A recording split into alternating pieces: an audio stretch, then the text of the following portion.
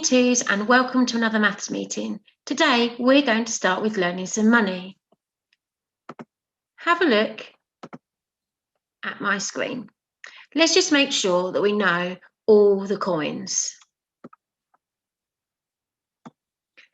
1p, 2p, 5p, 10p, 20p, 50p, £1 coin, and a £2 coin. These are the coins that we can use to make different amounts of money. Now let's see if we can find the totals of different amounts. So here I've got a 10p add a 5p, 10 add 5. You might just know the answer, but if you don't, we could use the 100 square to help us on this example and say, well, here's my 10p, and then I can add on 5. 1, 2, 3, 4, 5. So the answer would be 15p.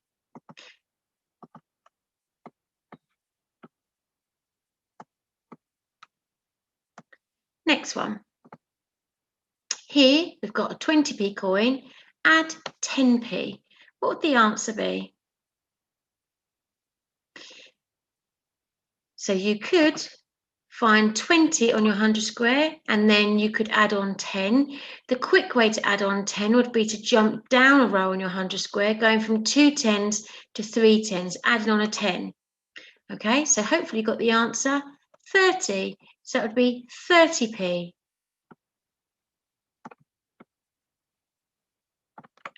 Next one. This time I'm adding up 3 coins.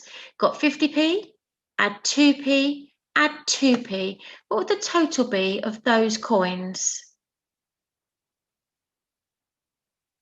Okay, so hopefully you've got 54p.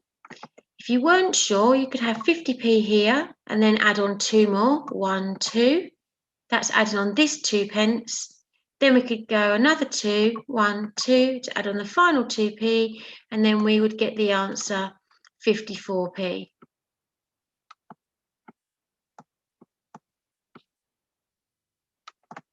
Okay, now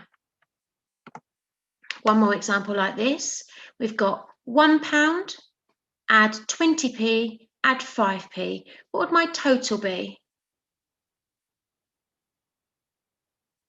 Now this time, £1 is how many pence? That's right, 100 pence. And my 100 square only goes up to 100. So we already know that's £1 add. Now we could work out 20 add 5 on our 100 square. So we could say 20 and 5 more, 1, 2, 3, 4, 5 is 25. So that'd be £1.25. Okay, and if you're going to write that, I'm going to write it just below here. You'd have your pound symbol, is your £1. And you have a decimal point that separates your pounds with your pence and 25p. You don't need the pence sign when you've got the pound sign. So it would just be written like that, £1.25. No p needed. Now, here we've got amounts of money. We haven't got the coins this time. So it might be we went to the shop and bought something for 14p and then something else for 9p, and we wanted to work out the total. So what would 14p add 9p be? Okay, and if you're using the 100 square to help you, you could find 14p and then count on 9. 1, 2, 3, 4, 5, 6, 7, 8, 9. So you'd get your 23p. You may have been able to do that in your heads, and you may have been able to use the 100 square a quicker way. If we just reset this, we could have started at 14p, and we could say, well, 9p is close to 10p, and adding on 10 is easy, jump down a row. But then because we added on 9, only want to add on 9p, we need to jump back one to get the answer of 23. So you could have done that to help you. What about this one? 23p add 16p. What would the total be? Now here, because I've got a two-digit numbers, we know that we can use column for this, don't we? So we could have done 23 and 16, making sure that my 10s go underneath each other and my 1s go underneath each other. I'd have my add symbol to show that I'm adding them. I'm finding the total of those two amounts. Then, do I start with my 10s or my 1s when using column? That's right, 1s. So 3 add 6, that's 9. So I pop that there. And then 2 10s add 1 10 is 3 10s. So my answer to 23p add 16p is 39. And don't forget your p for pence, because we are actually using money. We're measuring in money, aren't we? So 39p. Have a go at this one, 44p add 24p. Try it as column if you didn't before and see how you get on. Pause the video and I'll come back and show the answer in just a minute. Now, hopefully you've managed to set yours out. So you've got your 44p there and you've got your 24, making sure your 10s are underneath each other and your 1s are underneath each other. Don't forget your addition sign to remind people you're adding, and here is the bar to solve your answer. So first of all, remembering to start with those 1s, 4 add 4, double 4. We've done doubles in a previous maths meeting, so hopefully you've got that as 8 1s. Then I've got 4 10s add 2 10s, which is, that's right, 6 10s. So the answer to 44p add 24p is 68p.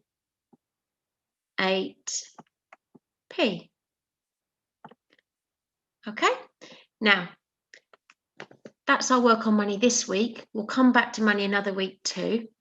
We're now going to have a go at some place value. So I'm going to give you a number and I want you to shout out to me how many 10s and 1s it has. Okay, so my first number is 37. How many 10s? How many 1s? Hopefully you've got that as being 3 10s. Here they are, 1, 2, 3. My 3 10s and my 7 1s. 1,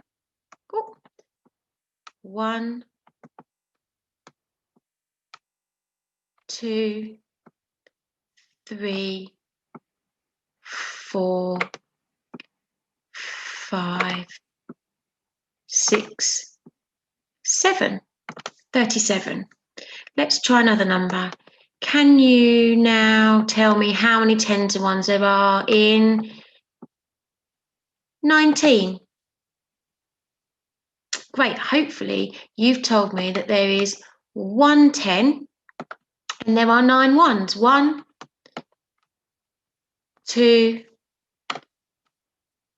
3, 4, 5, 6, 7, 8, 9.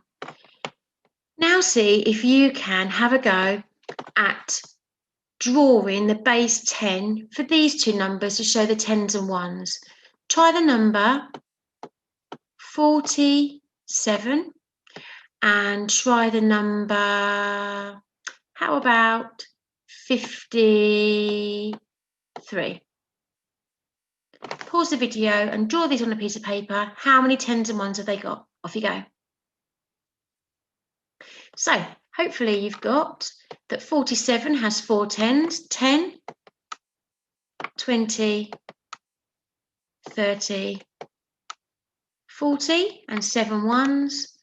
1, 2, 3, 4, 5, 6, 7, and then 53 should have 5 tens. 1, 2, 3, 4, 5, and then 3 ones. 1, 2, 3. If you wanted to continue your learning on place value, you could pick your own 2-digit number and then see if you could draw the base 10 to match. So we're now going to move on to 2D shapes, and we're going to play a bit of a shape game. So what's that shape? Great, circle. And this shape? Yes, a hexagon. This shape? A pentagon. This one? A square. Here we've got a triangle. There we've got an octagon. Here, a semicircle. And finally, this one, that's right, a rectangle. Now I'm going to put all of these shapes into my bag. And I'm going to describe a shape to you, and I want you to see if you can guess which one I've chosen. Oh, this 2D shape has 8 sides and 8 corners. What's my shape? Were you right? An octagon. Next one. Can you... Oh, this shape has 2 corners and 2 sides. 1 straight side and 1 curved side. What's my shape? Did you get it right? It was a semicircle. Well done if you did. Let's see what else I can find. Oh, this shape has 3 corners and 3 sides. What's my shape? That's right, a triangle. Well done, everyone. Let's see. Oh, this shape has 1 curved side, no corners. What shape's that? Were you right? A circle. Well done. What else have I got in here? Oh, I have a shape with 4 corners and 4 sides. Hold on, because 2 of them are long sides and 2 are short. What's my shape? Did you get it? A rectangle. Well done if you did. Let's see. Oh, I have a shape with 6 sides and 6 corners this time. What's my shape? Were you right? A hexagon. Hex means 6. Oh, and this time, oh, I've got a shape with 5 corners and 5 sides. What's my shape? A pentagon. It doesn't matter which way round that goes, it will always be a pentagon. One last one. I wonder if you've worked out what's left.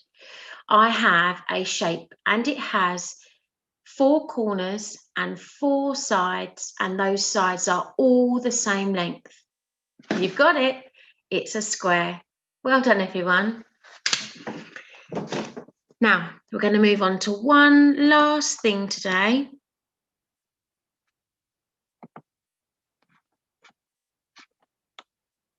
And that is addition facts. Okay, now this game here is on the Top Marks website, and I've also put the link to this on the remote learning document, so you can click on the link and play this game on your own if you'd like. So we've got 5 robots here, and they've all got an answer above their head: 11, 12, 13, 14 and 15. And then we've got robots down here with calculations on their tummies, and we've got to work out which robot goes where. You can use this number line at the bottom if you want to, but also you can hide it. Okay, so it's up to you if you want to use it. It's there to help you. If you don't want to, then you can hide it or just leave it. So 6 add 5. What is 6 add 5? Hopefully you've got 11, because we've got 6 and 5 more. 1, 2, 3, 4, 5. That one would be 11. which calculation would go for the robot number 12? Have a look. And if you've said 9 add 3, you'd be correct. If you have 9 add 3, 1, 2, 3, that's got the answer 12. Where would 8 add 5 go? 8 and 5 more. So 8 and 5, 1, 2, 3, 4, 5. He belongs in the total 13. Now, which of these robots that are left have the total of 14? 10 add 4 would go there, wouldn't it? 10 and 4 more. 1, 2, 3, 4. And so let's just check this one. Hopefully it's got the answer 15, but let's just check. 12 add 3. Here's 12, add 3 more. 1, 2, 3. Now these addition facts are really important for when you are solving harder calculations using column. So a really good way of practicing it.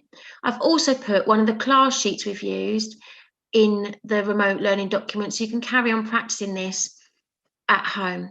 Okay, so hopefully you've enjoyed all our things today, and I look forward to seeing you again next week. Bye-bye.